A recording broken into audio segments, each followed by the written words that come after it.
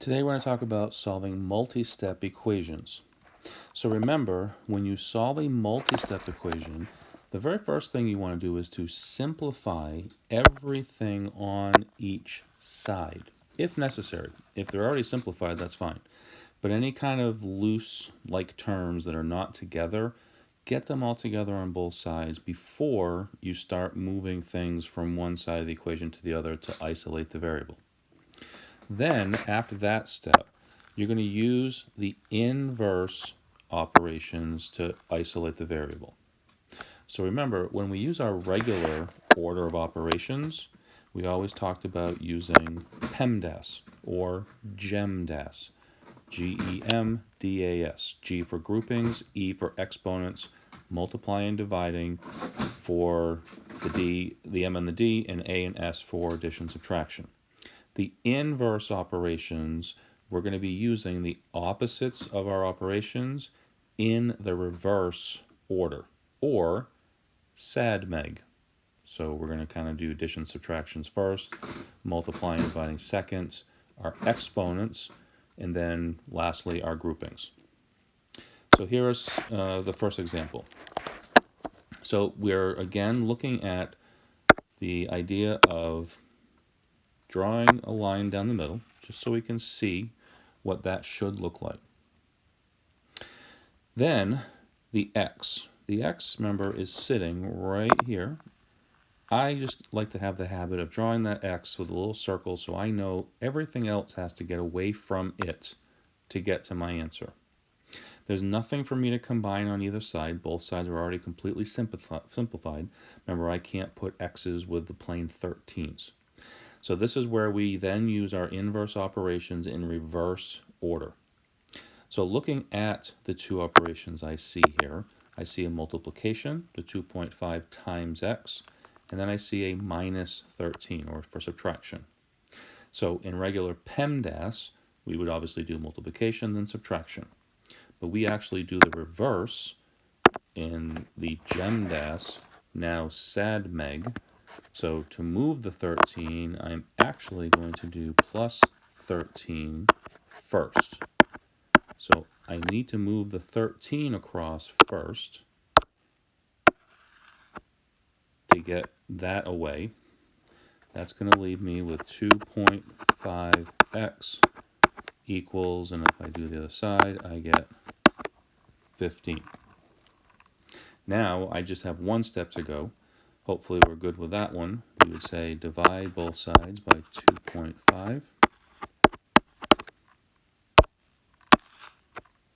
That's going to give me x equals 6. Now again, checking your solutions. Always a good thing to do. So what I do is I rewrite my original. The x is now a 6, I think. And the question is, does that work? Now the reason I'm really showing this check more than anything is I want to point out we're talking about these inverse operations and doing our steps backwards. That is when we're trying to solve for a variable. But once I get to this situation, notice there's no variables. We've plugged a number in here for a variable. So then at this point, we're going to go back to GEMDAS. So I'm going to follow my steps in the order that we would normally do them for our regular order of operations. So this is my first move here. So 2.5 times 6 is 15, minus 13 is 2. 2 does equal 2, so it checks. That means I know I have the right answer, x equals 6. So remember, GEMDAS, if I have all numbers and operations in an equation, if I have a variable I'm solving for, we're using SADMEG, or the reverse of our normal order of operations. On this next one, so this is where we talked about early on. We want to solve for x, but we first want to get any like terms we can together. So looking at this one, I don't have anything that I can do on the left-hand side. Everything is nice and put together. But on the right-hand side, I can see two x's that I can add together, or in this case, subtract together.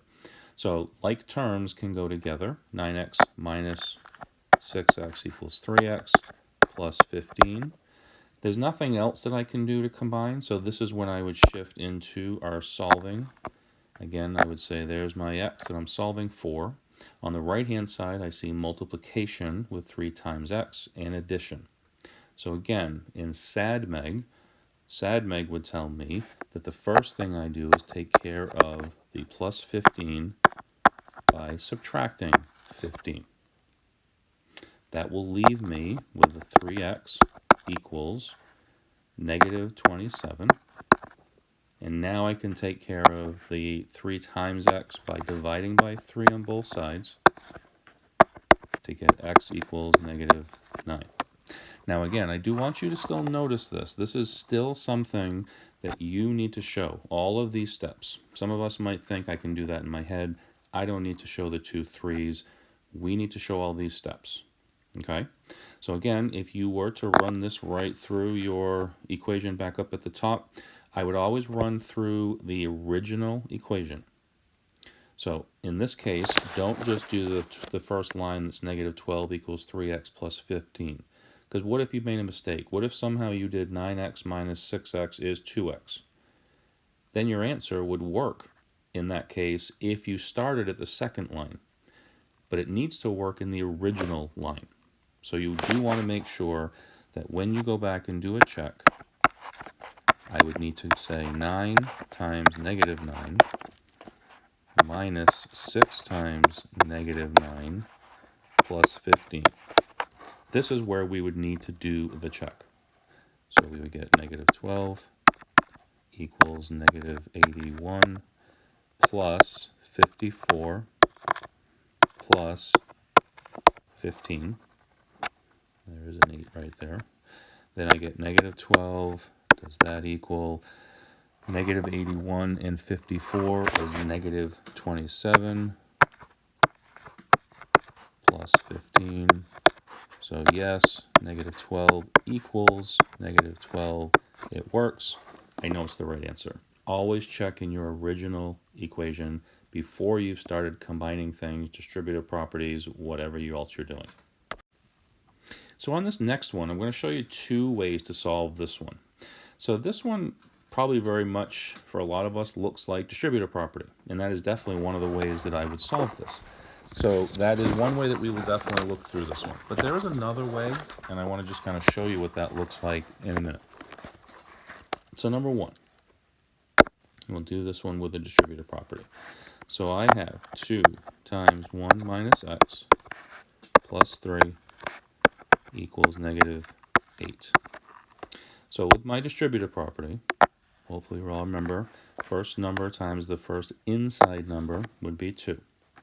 The outside number times the second inside number. And notice, I am definitely a lot older than you guys, and I am still drawing arrows every time. It's a very good idea to keep drawing your arrows just to make sure you know you've hit both terms, especially if those groupings become 4, 5, 6, 7 different terms. So keep that habit there. And then I can bring down the rest. Now again, before I start moving things, I see like terms. I can see right here the 2 is a regular number, the 3 is a regular number. Now putting those 2 together, just notice this is not 2 minus 3. The sign that goes to any number is actually in front of that number. So this 2 is actually a plus 2 because the sign is out in front. And if there isn't a sign, it's a positive. So 2 plus 3 is 5. The negative 2x, that minus belongs to the 2x, so that's why it's a negative 2x now. Now, with my 2 steps, I'm going to first subtract 5. So again, notice that it really would have been a positive in front of it. And I get negative 2x equals negative 13. And then when I divide by a negative 2 on both sides, I'm going to get x equals positive, because negative divided by negative is positive, 13 over 2. Now, very, very rarely am I going to say I want that answer to be 6.5. or 6.5. We're very happy with all fractions as long as they are simplified with all factors taken out.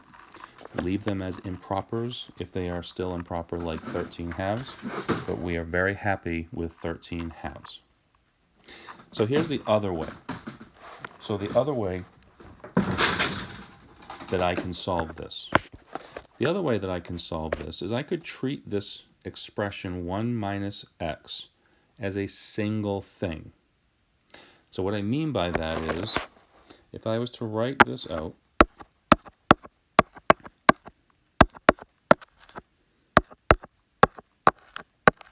instead of doing my distributive property and moving all this stuff away, I'm going to kind of think of this like it was 2 times x, or 2 times y plus 3.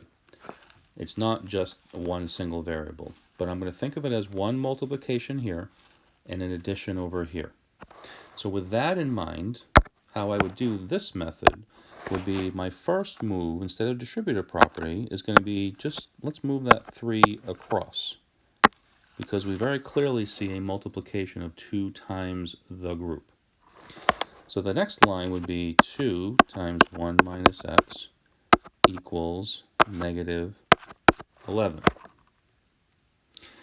So now I'm going to remove the 2. And how do you think I'm going to remove the 2? Right now it says 2 times 1 minus x. So I think I heard it someplace in the back. I'm going to divide by 2. That's going to cancel this right here, leaving me with 1 minus x equals negative 11 over 2. Okay? We're not done yet. So this 1 minus x equals negative 11 over 2. I have to move the 1 across, so I'm subtracting 1. That's going to leave me a negative x equals, remember 1 would be 2 over 2, so negative 11 over 2 minus 2 over 2 is negative 13 over 2.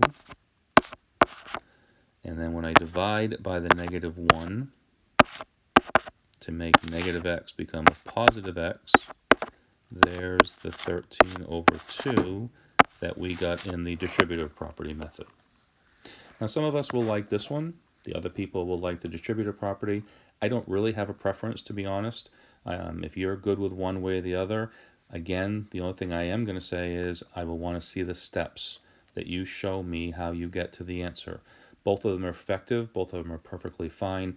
If one makes more sense to you, feel free to go ahead and use it. Next we have a couple of word problems. So you've done the mean in the past, which is basically the average of something. The mean, typically what you do is you take up all of the data that you have, so you would add up miles, miles, miles, miles, miles, miles, divide by the number of items that you have, and that would give you the mean, or the average of those. Well, here's a situation where we don't know one of the pieces of data, but what we do know is the mean that we want to have is 5. So I just want to kind of show you what this looks like. So it's kind of working backwards. So if I was given a formula and said the average, in this case is now 5, is the sum of all of your data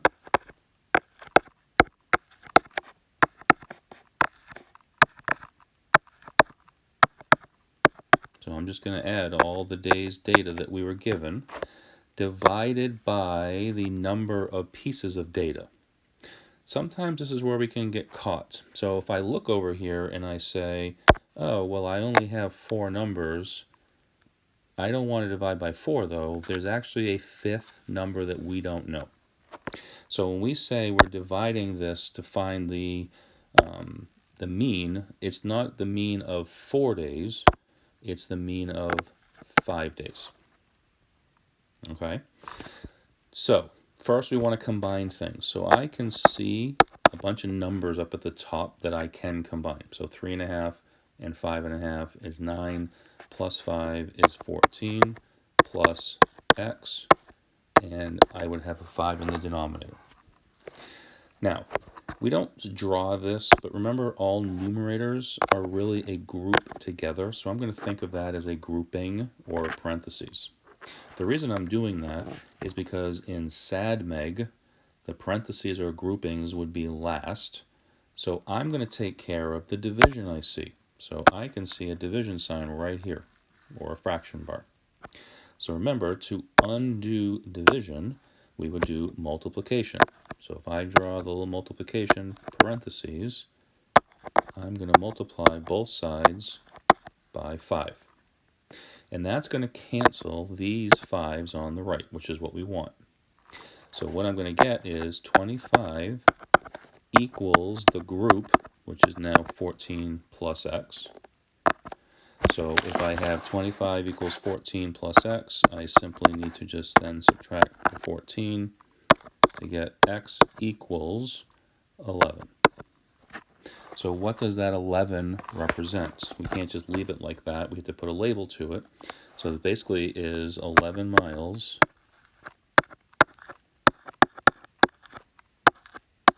on Friday. Something like that. Just to say we need to go 11 miles on Friday if we really want to have a 5 miles per day over those 5 days. Lastly, we got one more example here. So for this last example, your school drama club is charging $4 per person. That right there is telling me a whole bunch right there. So $4 per person. The club has borrowed, means they're kind of in the hole, $400 to pay for costumes and props. After paying it back, they now have a profit of $100. How many people attended the play? Okay, so we have a play. What I'm going to say is we have $4 per person. So I'm just going to use x. Doesn't have to be x. You can use whatever you want to be.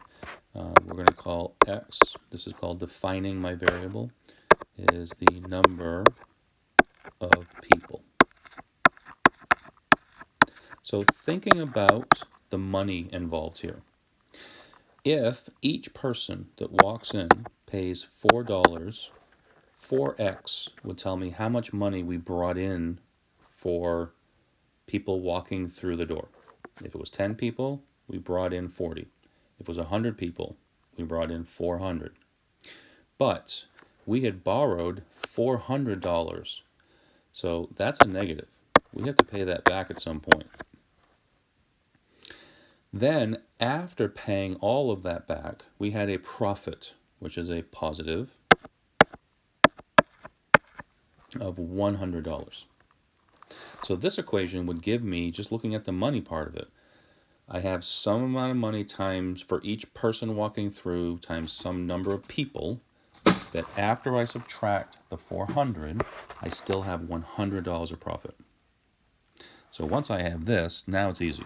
Now I just say, solve my equation, draw the line, figure out the isolation of the x. I see multiplication, I see subtraction. That means first, with SADMEG, I'm going to move over the 400 to get 4x equals 500. Now I just have the simple divide by 4. X equals 125. So again, the question says how many people attended. 125 people attended. Always attach a label so that we know what those numbers are representing in your answers. And that is it for this section. If you have any kind of questions as you're working through the problems or just something that you think about that you want to ask about, please feel free to ask me at any time. I'll be happy to help, and we look forward to seeing you in class.